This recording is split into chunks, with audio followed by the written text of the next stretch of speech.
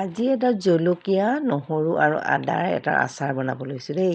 সেয়েহে মই কি কৰিছোঁ, এখন ফ্ৰাই পেন বহাই তাত ধনিয়া, চফগুটি, ক'লা সৰিয়হ, বগা সৰিয়হ, শুকান জলকীয়া, মেথি এই সকলোবোৰ মিলাই কেৰাহীখনত অকল মৰমীয়াকৈ ভাজি লৈছোঁ। একেবাৰে ভাজি ক'লা কৰি ল'ব নালাগে।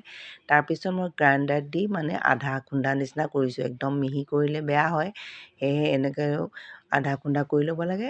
তাৰপিছতে মই কেৰাহীখন বহাই ইয়াতে অকণমান পাঁচফোৰণ দিছোঁ। কিছুমানে নিদিয়ে, মই কিন্তু পাঁচফোৰণ অকণমান দিছোঁ। তাৰপিছত শুকাই থোৱা জলকীয়াখিনি ভালদৰে শুকুৱাই লৈছোঁ আৰু আদাখিনিও এনেকৈ পানী শুকাবৰ কাৰণে অকণমান ৰ'দত দি দিছোঁ। তাৰপিছত নহৰু কেইটামান এনেকৈ ফুটিয়াই লৈ পিনে অলপ অলপ টুকুৰা টুকুৰি কৰি দিছোঁ। সেইখিনিও মই ইয়াতে দি দিছোঁ। এতিয়া ইয়াতে মই দিম কি কয়, খুন্দি থোৱা মছলাখিনি গোটেইখিনি নিদিওঁ, যিখিনি দৰকাৰ হয় সেইখিনিয়ে দিম। তাৰপিছত দিম ৰেড চিলি পাউডাৰ আৰু কাশ্মীৰী চিলি পাউডাৰ 2 চামুচ দিছোঁ। ৰেড চিলি পাউডাৰ 1 চামুচেই দিছোঁ। জলকীয়াখিনিটো জ্বলাই, সেইকাৰণে। তাৰপিছতে অকণমান সোৱাদ অনুযায়ী নিমখ দিছোঁ। নিমখ এনেকুৱা আমাৰ সদায় খাই থকা নিমখটো দিছোঁ আৰু ক'লা নিমখ 1 চামুচ দিছোঁ। এইখিনি দি মই সকলোখিনি এনেকৈ মিক্স কৰি ল'ম।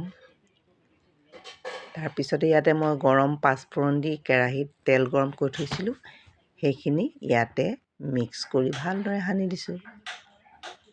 তাৰপিছতে মই ভিনেগাৰ 3 ঢাকনিমান দিছোঁ বটলৰ ঢাকনিখনেৰে।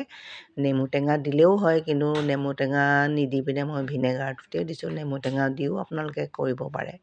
এইদৰে ভালদৰে বৈয়ামটো ধুনীয়াকৈ শুকাই ভালদৰে মচি শুকান বৈয়াম এটাত ভৰাই দিব।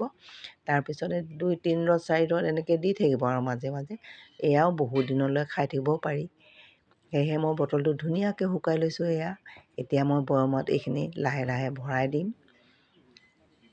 এনেকৈ দেখিবলৈ ইমান ধুনীয়া হৈছে ন, আৰু ৰংটো ইমান, কালাৰটো ভাল হৈছে আৰু ইমান ধুনীয়া গোন্ধাইছে নহয় বনাই থাকোঁতে, কি ক'ম আৰু। খাওঁ খাওঁ লাগিছে, কিন্তু অকণমান দিন ৰ'ব লাগিব আৰু 2-4 দিনমান। তাৰপিছতে এয়া বটলত মোৰ ভৰ্তি হ'ল, ভৰোৱা হৈ গ'ল। বেছিকৈ বনোৱা নাই, মই এটা বৈয়ামতেই বনাইছোঁ। এইখিনি খাই হোৱাৰ পিছত হয়তো বনাম পিছলৈ, কিন্তু এতিয়া ৰেডি হ'ল। এইদৰে বনালে আপোনালোকেও বনাব আৰু ভাল লাগিলে লাইক কৰিব, শ্বেয়াৰ কৰিব।